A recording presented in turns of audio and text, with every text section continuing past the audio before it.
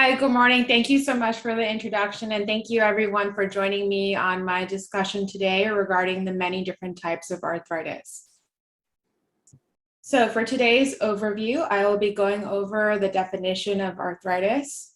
I will also be discussing the various different kinds of joint pain syndromes, including osteoarthritis, gout and pseudogout, polymyalgia rheumatica, also known as PMR, rheumatoid arthritis, psoriatic arthritis, ankylosing spondylitis, and I will also briefly touch upon Lyme disease-associated arthritis. I will review treatment options, when is a good time to see a rheumatologist, and I will also provide online resources. So what is arthritis? I'm sure many of you guys have heard family and friends mention they have joint pain or arthritis. This condition involves a variety of different joint pain syndromes. It is not just one disease, but there's over 100 different types of arthritis. And unfortunately, this is one of the leading causes of disability in the United States and also worldwide. Common arthritis joint symptoms include joint swelling, which is usually localized to the joint pain, stiffness, and also a decreased range of motion that can affect day-to-day activities. The most common cause of joint pain is osteoarthritis. This usually affects patients and different people in middle age and especially in elderly population. Overall, worldwide, over 300 million people are affected by osteoarthritis. Within the United States itself, over 50 million people are affected by OA. And over 20 million people report having some sort of, unfortunately, disability associated to their osteoarthritis. You may hear different family members and friends mention this as bone on bone or wear and tear arthritis. However, this encapsulates much more than time-related changes and age-related changes. As you can see in this diagram here, it shows what is a true joint and a joint space. So it involves the cartilage, which you can see here, of the two bones meeting, the joint lining, the fluid that makes up the joint space, which we call synovial fluid. And there are also other structures that are involved, including the muscles, tendons, and ligaments. So when we think of joint pain, all of these different structures can be involved. The most common areas that are involved in osteoarthritis include the hand joints, very commonly knees, the spine, hips, great toe, and there are also other areas that are involved, but I wanted to give an idea that this can present in very different areas. Very commonly, the weight-bearing joints tend to be the most problematic, including the hips and knees. Most common symptoms aside from pain also include morning stiffness. Usually in patients that have osteoarthritis, they tend to report having stiffness anywhere for a few minutes up to 15 to 20 minutes. There is also an associated gelling phenomenon, meaning that there's almost a stiffness when you go from seated to standing position, and that usually involves the synovial fluid and having to loosen up. And this can lead to quite a lot of functional limitations throughout day to day and affect many activities of daily living. We have identified various different types of risk factors. There's always studies going into this as we are still trying to find different ways to treat and manage osteoarthritis. The most common risk factor is older age. About 80% of people who are greater than 75 years of age will have osteoarthritis. There's also a genetic predisposition to OA, so having family members with osteoarthritis is also another risk factor. Because weight-bearing joints are involved, obesity may also play a role. And then previous traumatic joint injury or repetitive use of different joints can also lead to osteoarthritis.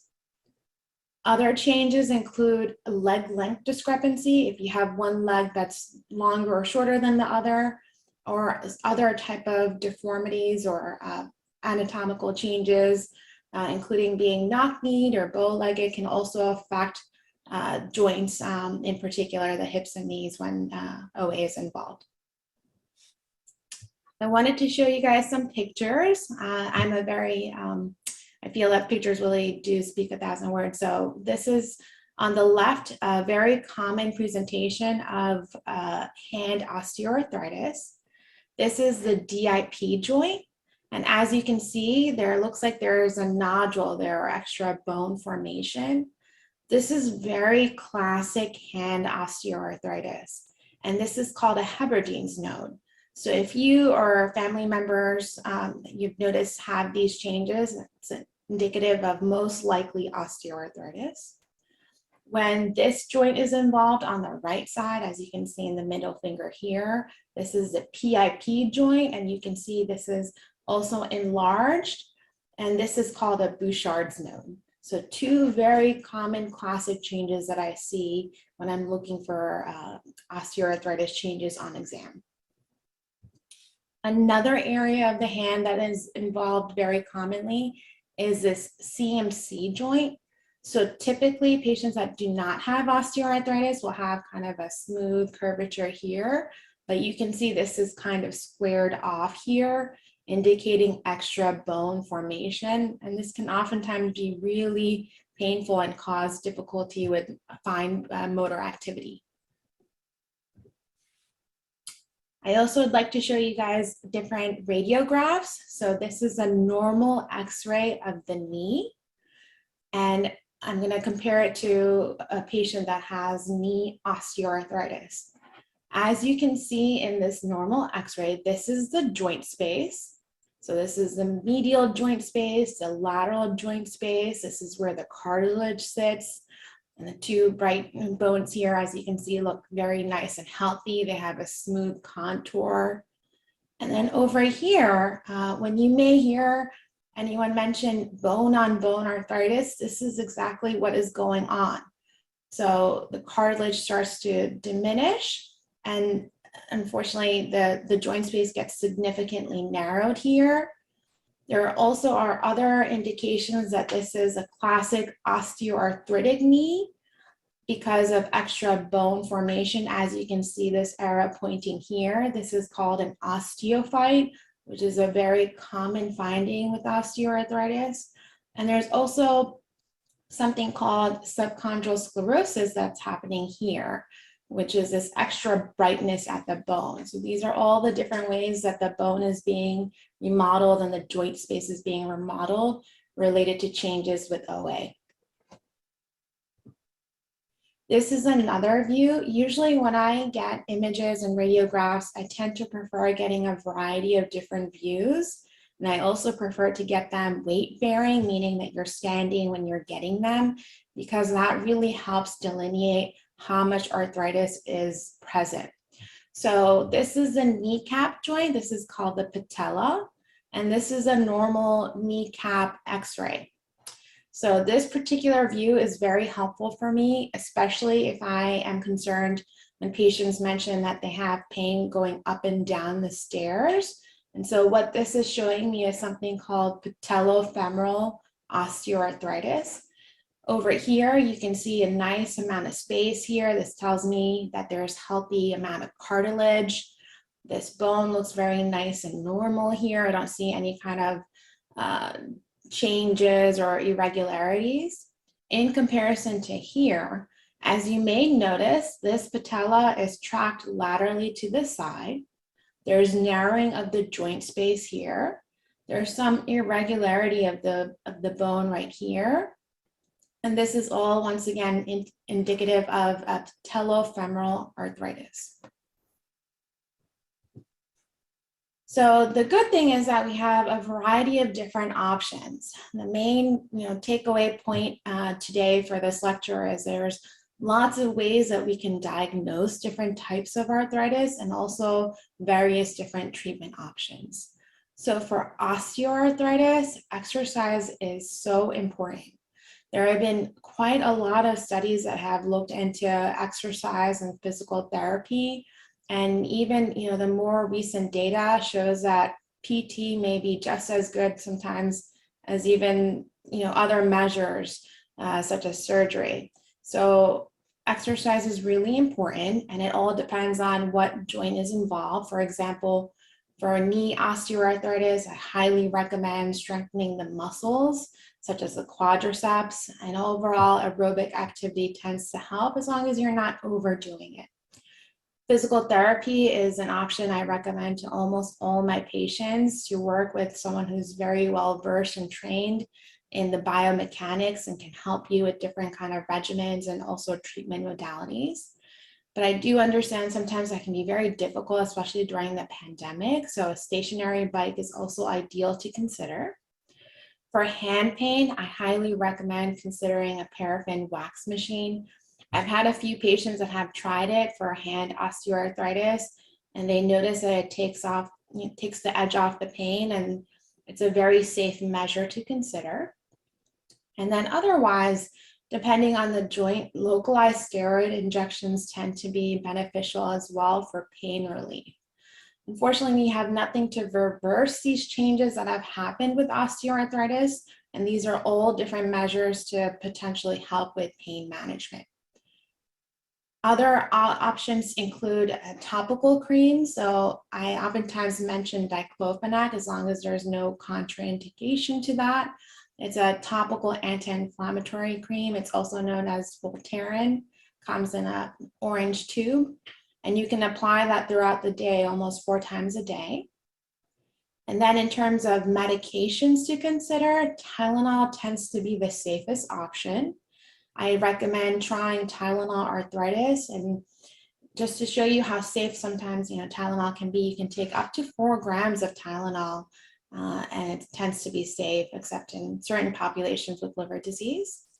Anti-inflammatories are reasonable to consider. However, I highly recommend using them with caution, as long-term regular use of anti-inflammatory agents can cause certain issues at times. So these medications are really more so as needed. So Aleve as needed, ibuprofen as needed.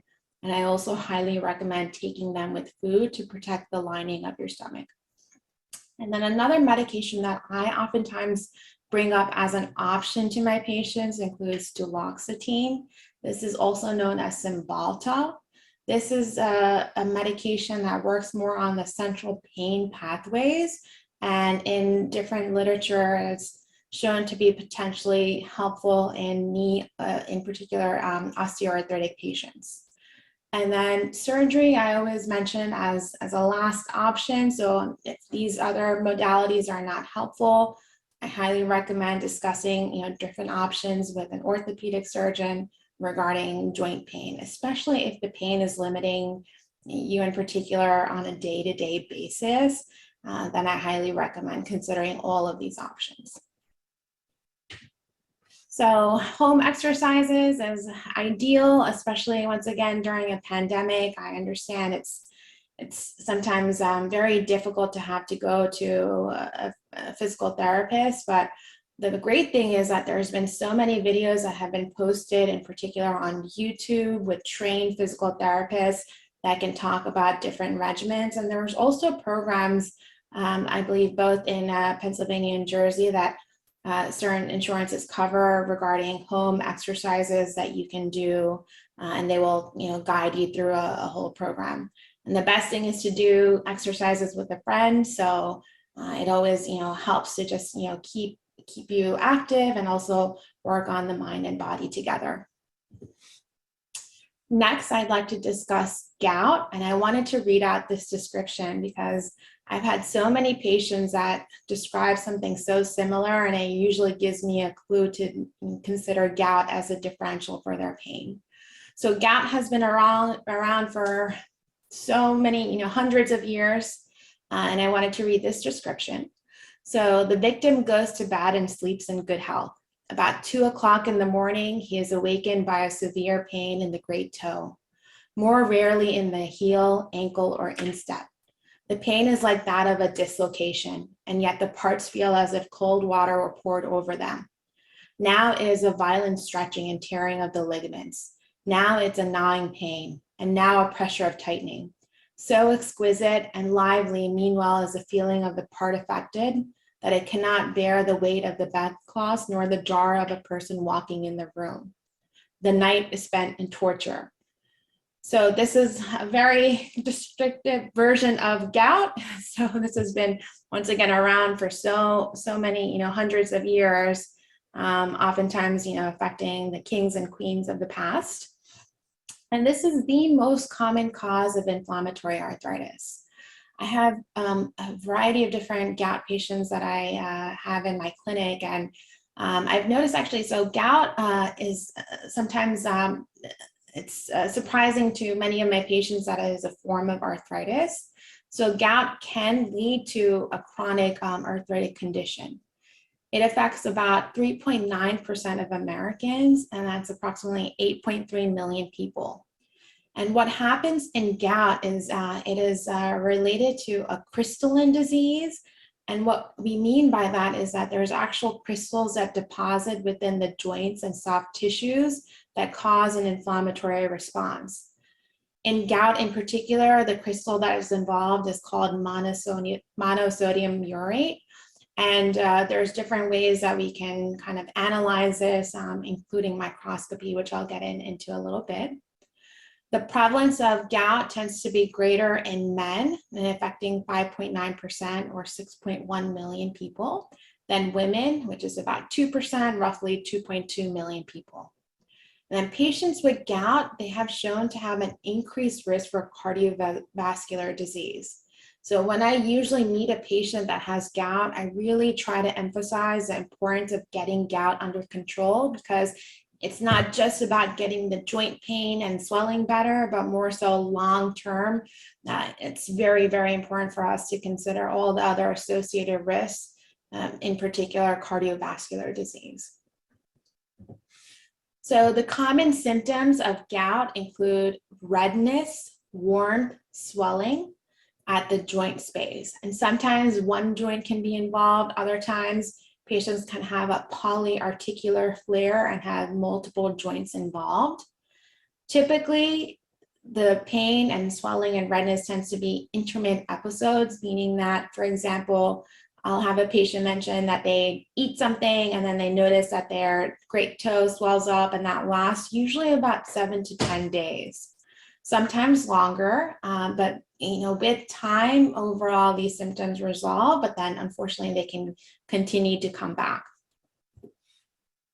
Here is a nice picture that shows the different areas that can be involved in gout. So not only does it affect the great toe often, but many other places can be involved. Other common areas include the knee, which can be very swollen, the elbow, in particular, the bursa that makes the elbow joint called the olecranon bursa, wrist, fingers, ankle, all of these areas can be involved. Uncommon signs of gout flare include the back. However, this kind of gives you a nice picture of all the various areas, unfortunately, and I have a few patients that have severe polyarticular flares involving these areas. Here are a few pictures regarding different gout flares and patients with long-standing gout. Starting from the left, you can see this is a true episode of something we call podagra, with the great toe being affected here. And this is usually exquisitely tender. On the bottom here, you can see that this knee looks nice and normal and healthy and no swelling. And then on this side here, you can see the redness and the diffuse swelling of the knee joint.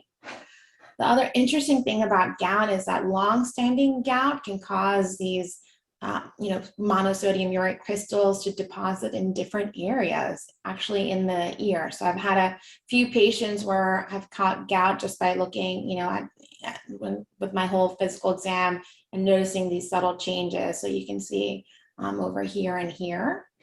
And in the finger, you can also see a huge tophi is what we call this, with long-standing gout. Once again, these kind of changes that we're seeing here happen, many years later with, unfortunately, usually untreated gout. And here you can see the olecranon bursa of the elbow be affected. Other reasons to have this is also trauma, but oftentimes gout patients can have this type of swelling.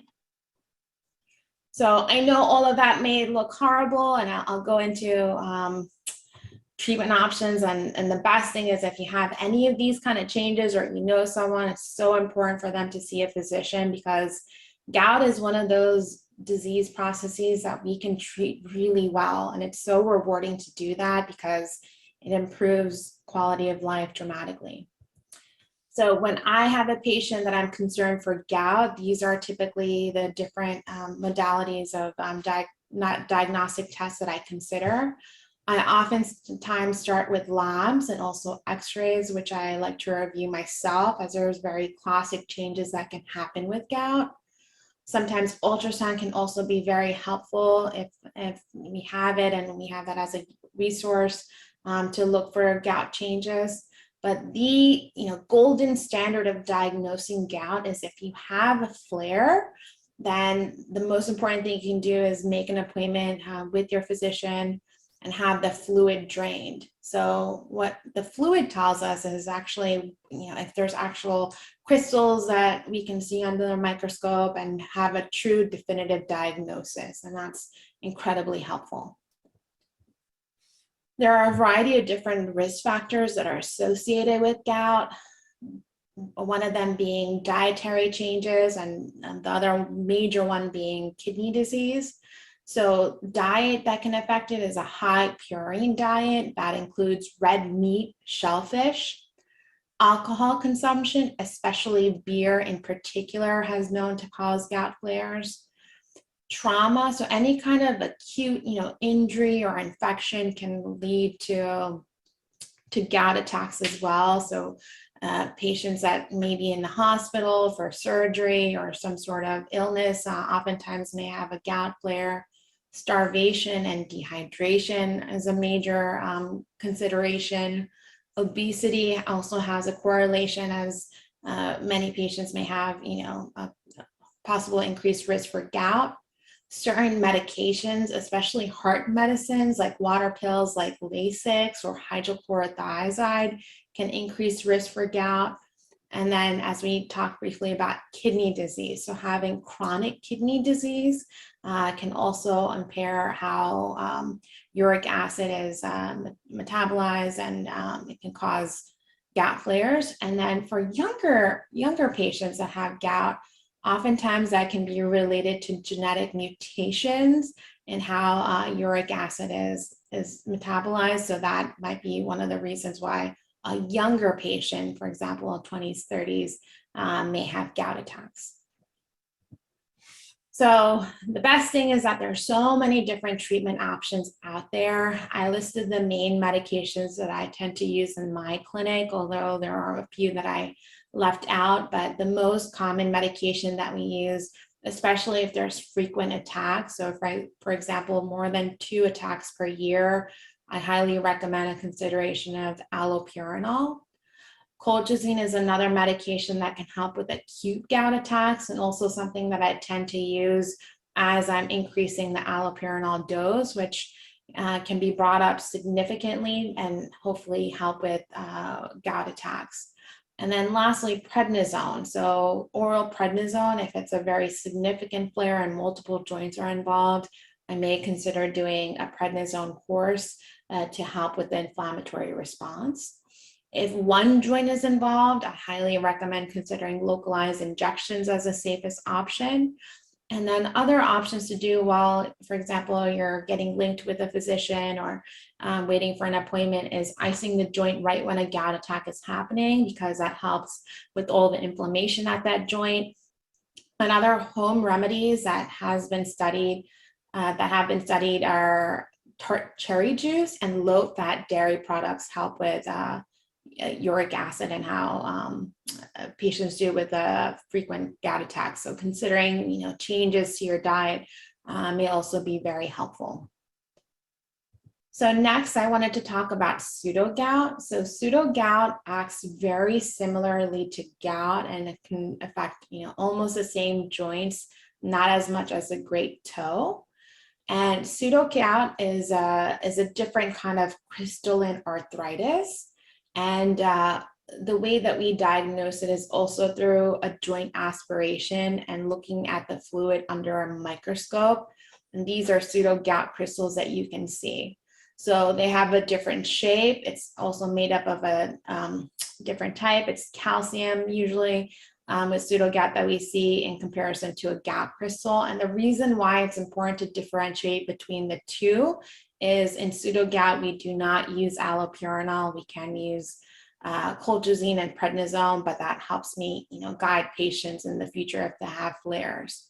And the other important thing to know is that sometimes patients can have both gout and pseudogout. So a lot of these joint pain syndromes can occur together. Next, I'd like to talk about polymyalgia rheumatica. This is also known as PMR. And so this is a disease process that causes significant widespread achiness and in particular stiffness. So oftentimes the symptoms tend to come on very quickly. Most of my patients, for example, will mention that they woke up and then they started to have achiness, and that tends to progress over the next several days. The areas that are usually involved are the shoulders and hip pelvic girdle. So most people will tell me that they have trouble raising their arms above the shoulders, which was not the case, prior to this starting, and they have a lot of stiffness. And usually the stiffness tends to be more so in the morning. Other times, hands and wrists can also be involved and feel stiff and achy in the morning. And usually the morning stiffness can last anywhere for a few hours, and it tends to improve throughout the day. Other things that might be associated with this are associated fevers, fatigue, and also weight loss. So some of these symptoms happen, and we call them constitutional symptoms, around the time that these other manifestations start. So the most important key to diagnosing PMR is getting a good history. So it's kind of this whole description that patients mention that make me think about PMR. We do have some non-specific blood tests that are helpful in the diagnosis, although if they're elevated does not necessarily mean you have PMR, but most patients that have PMR tend to have an elevated sedimentation rate, also known as a SED rate, and a C-reactive protein, also known as a CRP. So those are two blood tests that I oftentimes use when I'm meeting a new patient and I have a high suspicion for PMR. Other ways that we can look for PMR is ultrasound. So patients that have this diagnosis tend to have something called synovitis, and that's the inflammation usually in the small joints, or something called bursitis, which is inflammation of the bursa, such as a shoulder bursa or a hip bursa. And the treatment involves prednisone. So one of the clues to getting the correct diagnosis in this particular situation is that most patients that have PMR will notice a dramatic improvement with prednisone.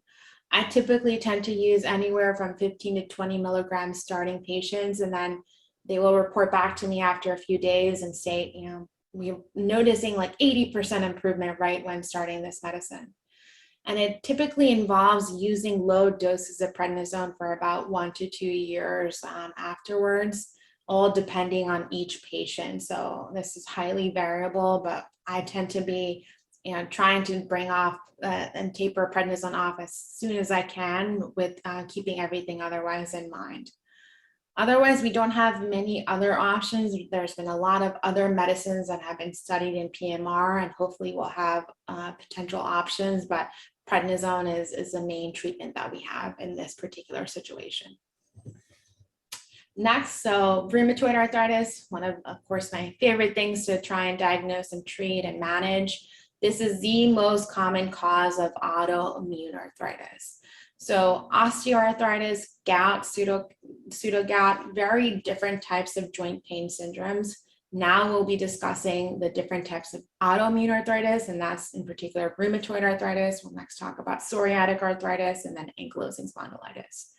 So typically when we talk about autoimmune disease and autoimmune arthritis, what that means is that the immune system is targeting itself when it shouldn't be. So then the immune system of this particular individual attacks the small joints of the hands and feet in particular. This underlying disease affects more than 1.3 million Americans. Majority are female, so over 75% of patients with rheumatoid arthritis are women, and that includes over 1% of women having RA in their lifetime, which I personally think is a significant amount. This tends to begin around anywhere from age 20 to the 60s. I tend to see most patients in their 40s to 50s present with RA. And these are very classic changes that happen also with time with rheumatoid arthritis. When I look at this picture here above, this shows me, likely this patient has had rheumatoid arthritis for many, many years. And there's subtle changes, that I'm seeing, but also, very significant changes that I'm noticing. So number one, as you may be able to see, the knuckles are very swollen, and this is very different from osteoarthritis. So osteoarthritis does not typically affect these joints that we call the MCP joints, and you can see how swollen they look here. There's also other changes that you can see, which is deviation of the fingers going lateral here, which we call ulnar deviation. And there's also a change in the thumb with this positioning over here. And then also, usually there can be changes to the wrist. And on the bottom here, you can see hammer toe deformities that have been occurring, also likely for several years. The most common signs and symptoms that patients mention is morning stiffness, in particular, once again, in the small hand joints in the hands and feet. Other joints can also be involved, by the way. So sometimes shoulders and knees can also be involved. And usually when I try to tease out stiffness, the main question, because sometimes it can be hard to describe what's going on, especially if it's a new change to your body. And so stiffness, kind of the way that I like to describe it, is almost having to defrost to get yourself going in the morning, because it's very different from just having pain itself. It's that kind of having to, defrost or move your hands frequently to get them moving.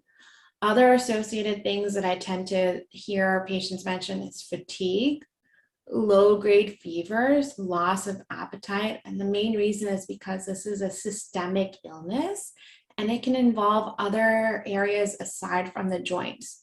So classically, RA can cause dry eyes and dry mouth. Other manifestations of rheumatoid arthritis include eye inflammation, in particular, a very urgent matter is something called scleritis that can happen to the eye, which is really significant pain and redness of the eye. And other manifestations also include rashes and lung disease. So if a patient with rheumatoid arthritis has shortness of breath, I really am aggressive in terms of working it up and finding the underlying etiology. So the most important thing about diagnosing rheumatoid arthritis is also getting a very good history and exam. So most commonly, once again, it'll be stiffness and swelling, especially in the morning, that improves with activity, is a classic kind of presentation for most patients.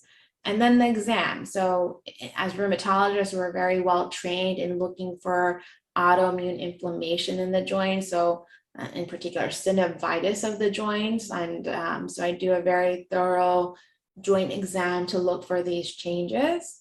There's other diagnostic labs and x-rays that are very helpful, those being the rheumatoid factor and CCP antibodies. So I oftentimes check these to help with my diagnosis. Having these blood tests alone does not diagnose RA, especially in particular, rheumatoid factor can also be positive and seen in also normal, healthy individuals that do not have RA. Other labs that are very helpful are also the non-specific markers of inflammation, being the ESR, sed rate, or C-reactive protein. And other signs of inflammation also include anemia. So with certain chronic diseases, patients can have low hemoglobin counts or blood cell counts. I will usually almost always order x-rays, at least at baseline, to get an idea. And the beauty about getting x-rays actually is that there are so many different kind of, particular changes that happen with each of these different disease processes that clues me in on what's going on. For example, with this x-ray on the right side, if I never met this patient and I didn't know anything about them, I would be highly concerned that this patient has rheumatoid arthritis because of the classic changes I'm seeing involving the knuckles here and how narrowed and all the joint space is unfortunately gone here. All the changes that have been happening to the wrist and the carpal joints here, how they're all narrowed and there's no kind of delineation of the joint spaces here, amongst other things that can happen within the x-ray. So it's very helpful for me when I'm coming up with a diagnosis of RA. So the nice thing about RA in this day and age is also that we have, I want to say, 1,000,001 different combinations. So we have so many different medications that are out there now. I've personally seen family members go through RA when we didn't have all these treatment options, and it's just, we're so happy to have all these different, particular treatment regimens now. The most common medications that I tend to start when I'm meeting and newly diagnosing a patient with RA are disease-modifying anti-rheumatic drugs, so DMARD therapy. The most common one that I tend to use is methotrexate because it's been around for a very long time. We have a lot of data regarding its treatment in RA and safety, so we're usually very well versed in this medication. Other options include hydroxychloroquine, also known as Plaquenil, leflunomide, and sulfasalazine. So these are all different types of tablets that can be used for RA. We also have these biologic agents, which are all different types of injections that can be used in RA. In particular, Humira, Enbrel, you may see commercials for these, Cimzia, Actemra, Orencia. They all have different mechanisms of action targeting inflammation. But the most important thing out of all of this is, whatever options are used, the most important thing is diagnosing and treating it early on, as we have so much literature in the RA world that shows that, getting that proper diagnosis initially and starting treatment really helps prevent further progression of the disease. And I find it to be so crucial. So, if a patient is having stiffness, pain, especially in the morning involving these small joints, I highly recommend getting a rheumatology consult referral as soon as possible. I wanted to go backtrack a little bit and go over once again the different types of joint pain syndromes that we've talked about so far, in particular going over normal joint, rheumatoid arthritis, and osteoarthritis. So at this level, what this really helps me show is that there's very particular changes that's happening in rheumatoid arthritis in comparison to osteoarthritis. So rheumatoid arthritis, because of the way it targets this whole inflammatory process, although OA also has some mild inflammation, but not to the point that RA does. What happens is that there can be irreversible bone loss at the joint space here, and you can see that in comparison to a normal healthy bone, normal healthy cartilage, normal healthy synovial membrane here. This is what happens for patients where, if it may go undiagnosed, or a long-standing disease where there's bone loss, and what we call that is an erosion. In comparison to OA, what you can see is actually with OA, you have bony enlargements, you have bone spurs that happen. So once again, these differences really help me delineate what's going on and how to treat a patient. Next, another type of autoimmune disease is psoriatic arthritis. So psoriatic arthritis is a condition that can occur in almost up to 30% of patients that have psoriasis. And oftentimes, actually, this can also occur in patients that may not present first with psoriasis. There's a few, a small percentage of patients that might have joint pain first and never actually have psoriasis. But typically, we tend to see it in patients that have had psoriasis for some time. It can affect any joint in the body. So there's very classic changes that happen with psoriatic arthritis. And one of the things that I did want to emphasize is that patients with psoriasis can have joint pain. So it's not always psoriatic arthritis. Very, commonly when I'm suspicious for this particular kind of joint pain syndrome, there's classic changes that happen. And those include something called sausage fingers. I'm going to show you guys pictures in a bit, which causes diffuse swelling of a finger or a toe, so like significant knee swelling, back pain, and usually classically, these patients will say they have a lot of stiffness in the morning that gets better with activity, and this is known as spondylitis. And then something called enthesitis, and that's pain at spots where tendons and ligaments attach. For example, having pain at the Achilles tendon with swelling is something commonly that can be associated with psoriatic arthritis. There's been a lot of studies that show that genes play an important role in this underlying disease process, and this is equally seen, excuse me, in both males and females. So here are a few pictures of psoriatic arthritis. On the left here, you can see that this is kind of a normal appearance of the ankle, and you can see the diffuse swelling that's happening here at the Achilles tendon, indicating enthesitis. And here are two pictures of dactylitis. So of the toe, it's diffuse swelling, almost looking like a sausage here, and then here. So it's that whole pattern of diffuse swelling. Dactylitis is not something that we see very commonly with RA. So that's another clue for me of how to differentiate psoriatic arthritis and other causes of inflammatory arthritis.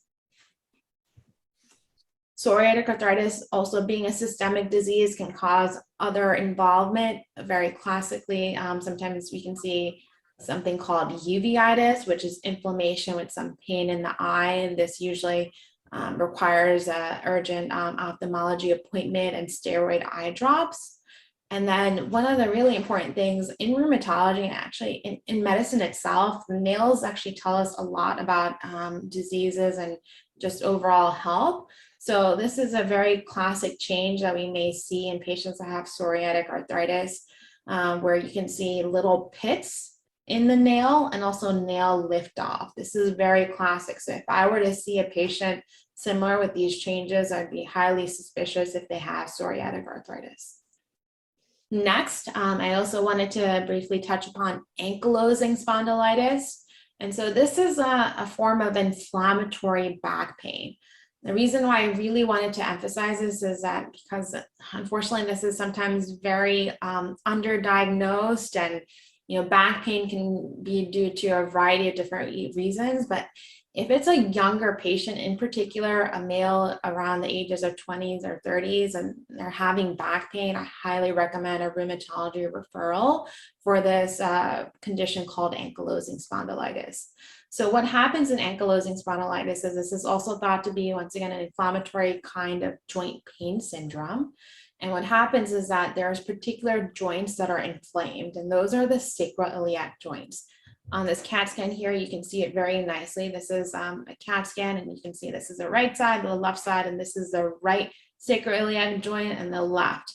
And so this is what a normal, healthy sacroiliac joint looks like, where you're not seeing a lot of brightness, irregularity. Overall, looks very nice and smooth.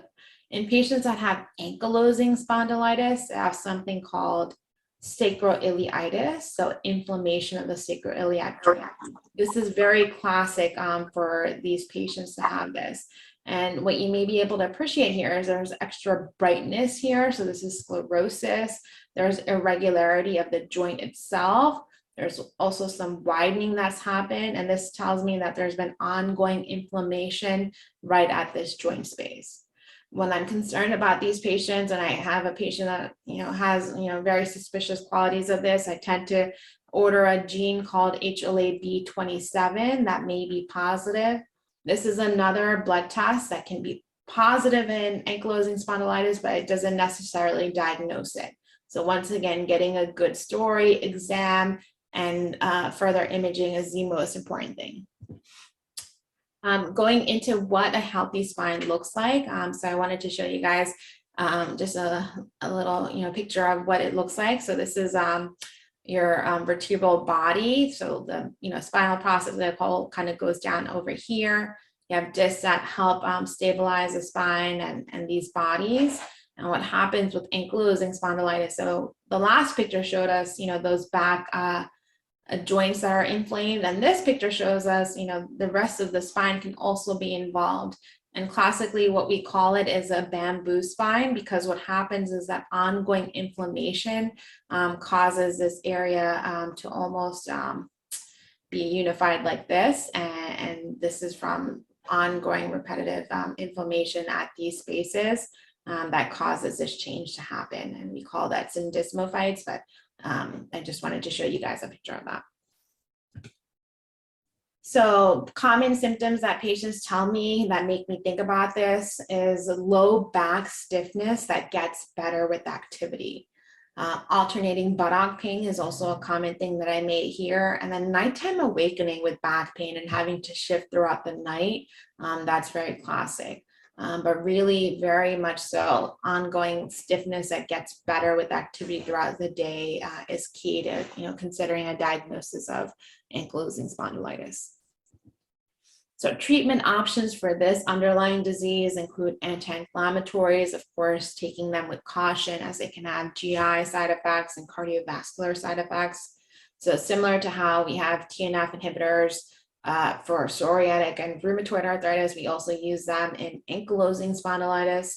We also target other different inflammation molecules. So there's something called IL-17 inhibitors, that's Cosentyx and Taltz, you may have seen as commercials for. And then pill forms to treat this disease process are also available, known as JAK inhibitors, and that's Xeljanz and Rinvoq. So lastly, I wanted to talk about Lyme disease. I get lots of questions about Lyme-related arthritis. So I briefly wanted to go over what Lyme disease is, especially in this area. We tend to have a lot of people that may have had Lyme's. So Lyme disease is an infection that results from a bacterial organism which enters the body when a certain infected tick bites. And there's a variety of different stages that we might see a patient in. The first stage is an early localized rash. So you can see this on the top right here, where there's this bullseye rash. It doesn't always have to be there to diagnose Lyme, but that's a classic manifestation that we might see. And that usually happens in the first several days to weeks. Early disseminated stage usually happens after a few weeks, and that may result in a rash, fever, joint and muscle pain, headaches, and also sometimes heart involvement. And then the late stage is when I tend to see patients that might have Lyme disease, and this happens months on end, usually after about 6 months or so of untreated Lyme's. And most commonly, I've had actually a few patients that have presented this way, where they have a really swollen knee. I drain the fluid out. I actually test the fluid for Lyme, and that's how I get a diagnosis of Lyme disease. And so this is usually a presentation of late stage arthritis. In the early stages, what we usually call that joint pain is arthralgias, and it doesn't necessarily lead to a chronic arthritis symptom. So this tends to be a bit rare, and there are certain patients where unfortunately they'll have ongoing episodes of having a recurrently swollen knee that might require different type of antibiotics. But typically, unless there's a reason for a contraindication, doxycycline tends to be the best way to treat this, including Lyme arthritis. Other manifestations of late stage disease include the nervous system involvement, so numbness, tingling, and weakness. If there's ongoing changes such as this, sometimes a patient may need IV antibiotics. So I hope this was really helpful for everyone. Once again, these were the main types of arthritis that I wanted everyone to be aware of. There's almost over 100 different types of joint pain syndromes. So if you are having any kind of joint pain, I think it's honestly really important just to get a thorough evaluation with a rheumatologist. But in particular, if you're experiencing any stiffness and pain, especially in the morning or at night, which improves with activity, I highly recommend seeing a rheumatologist. If you have swollen joints, a strong family history of autoimmune disease, in particular things like RA or psoriatic arthritis, if you have a history of psoriasis with joint pain, and then other conditions that can also cause an inflammatory joint pain syndrome, such as inflammatory bowel disease, such as Crohn's or ulcerative colitis, might have an associated joint syndrome. So those are all, really important reasons to see a rheumatologist. I also wanted to list a couple of different online resources. So I highly recommend going on YouTube and trying some of those exercises that have been presented by physical therapists. I also recommend consideration of Tai Chi, which tends to help in a variety of different kind of joint pain syndromes. Strength training is so incredibly helpful. So I actually didn't talk about osteoporosis, which can affect bone health, but that helps with osteoporosis and also with different kinds of arthritis. So I highly recommend considering, adding on weights or different kind of core activities, and core strengthening is really important. And then healthy diet, that's another thing I can't emphasize enough. We're learning a lot about the gut microbiome and how it may be playing a role in these various different types of joint pain syndromes. And I highly recommend it for almost everyone, regardless of what type of arthritis you have, to consider doing a Mediterranean diet with anti-inflammatory foods. And I also listed 2 different organizations, which I really love as patient resources, which is the arthritis.org website, and as well as Creaky Joints. And both of these websites go over the different types of arthritis, and they also go over different natural remedies and also other options, and discuss treatments that you may be able to consider. So thank you so much, guys. I really enjoyed giving this lecture. I hope I was able to shed some light on the different kinds of joint pain syndrome. I could talk about this for hours and hours on end if I really could and I had more time, but I wanted to make sure that you have my email and also our office number if you have any questions. I'm always happy to go over any questions whatsoever. But thank you so much. Okay, thank you.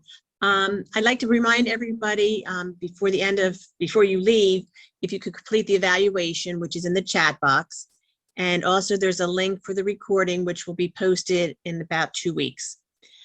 So I know we have some questions in the chat box. I don't know if you want me to read them for you or if you want to read them. Sure, let me go over the chat box. Bear with me 1 second. Thank you guys. I love questions, so hopefully got some good questions. Oh, so I got a first question about PRP treatments from Heidi. So Heidi, thank you so much for going over that. So there's actually a few different treatments that I didn't really get into. And the main reason is because I really try to follow as much as I can with evidence-based medicine. And so there's this whole theory of using platelet-rich plasma as a way to help with osteoarthritis. And I believe, certain orthopedic physicians may recommend this as an option. So there has been small studies looking into PRP, and I believe there will be more studies coming out in regards to that. But in the small studies, there's been not really a concrete idea about long-term side effects that might occur with PRP, and also long-term improvement. So, one of the key things is that we're still trying to find out, like, is there any way that we can come up with that would either reverse, osteoarthritis type of pain, or, help improve it in the long scheme of things. And we just have not found PRP as to be a part of our guidelines of highly recommending it to patients, because there's still not enough data to support it from at least the American College of Rheumatology, which is what I tend to follow. So going into PRP treatments, I tend to not bring that up as a particular recommendation, mainly because we still need more long-term data regarding its safety and also improvement in quality of life. Next, I had a question about, from Milo, can you use Voltaren with Tylenol or other NSAIDs?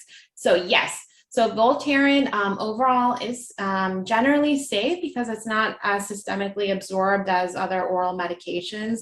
And I highly recommend doing a combination, as long as, once again, there's no reasons why you can't get like a topical anti-inflammatory. I highly recommend doing Voltaren with Tylenol arthritis, so you can use that around the clock. So you could do 650 Tylenol and then take that, about, every 6 to 8 hours, and also use Voltaren. Voltaren, I feel honestly is really good for larger joints, so the knee and hip. Sometimes it gets a little messy with the hand, but if you notice improvement, and some patients do, where they say it takes the edge off, and it's a safe consideration. In terms of using it with other NSAIDs, you can. Once again, I'm always a little weary about having these over-the-counter anti-inflammatories, because too often than not, I tend to hear some side effects with daily use. So if you were to use this, for example, if you're having like a flare-up, in particular with weather changes too, and you have to do a short course of, for example, Aleve with Tylenol, that's safe, and you have to use some Voltaren, that's okay, as long as you don't have underlying kidney disease in particular, are the patients that I get worried about with NSAIDs. And then there's a question about, do you recommend surgery on pinky finger OA? So usually no. So the main reason that I don't recommend surgery is because the natural history of osteoarthritis is that most patients will still get changes over time. So the hand is usually for example, like hip or knee surgery, if my patients are really having a difficult time with their activities, and I highly recommend considering surgery if other options have not been helpful. In terms of hand arthritis, it tends to not be something that I'm too open about, bringing up a surgical consult, especially because oftentimes with those pinky finger changes, if you're having a lot of pain from it, it may actually improve over time. So I don't think it's the worst idea to see a hand surgeon, but usually not something that I'm recommending when I see a patient with this kind of osteoarthritis. So that is a great question. I had a question of, why is RA more common in women? So I have a little bit of a roundabout answer to this, because we're still finding a lot of theories about this, but there are certainly correlations of, unfortunately, a lot of women actually have more so autoimmune disease in comparison to men in general. And there's a lot of theories out there, so I don't think we can fully answer that question. I think a lot of studies are still going into it, and hormones may be playing a role into it. For example, we know certain patients, in particular pregnant women, I've had a few patients where during pregnancy they did just fine, and right after pregnancy postpartum they have a new diagnosis. They come to a rheumatologist and they have a diagnosis of RA. So in those particular circumstances, we're learning that hormones are probably playing a role, but we still haven't completely identified why there's this whole immune system dysregulation both in men and women, and why more so in women. So I can't fully answer it, and I think we'll still need more information about that. So there's a question about, a family member was recently diagnosed with a condition called costochondritis and told to see a rheumatologist. Can you shed some light on this condition? So costochondritis, anytime you hear the word itis, it is a form of inflammation. So sometimes when there's inflammation, it can be autoimmune inflammation. And other things, for example, when you have inflammation or like bronchitis, which is, you have like upper respiratory symptoms, it's not necessarily autoimmune. Costochondritis is usually inflammation of like the sternal bone, or it can cause chest pain. Sometimes when that's happening, especially if it's ongoing, it may be beneficial to see a rheumatologist to see if there's any other associations, such as rheumatoid arthritis. There's a couple other rare diseases that can cause inflammation ongoing of like the chest bones, and that might be a reason why. So that could be potentially why. However, costochondritis can be seen in a lot of people, and it is usually, once again, inflammation of either the bone or of the lining of the heart or lungs, and it tends to go away on its own. But if it's still recurring, and there's a lot of point tenderness and issues, then I would recommend seeing a rheumatologist. Oh, great. So what foods should be avoided to reduce pain and inflammation in OA?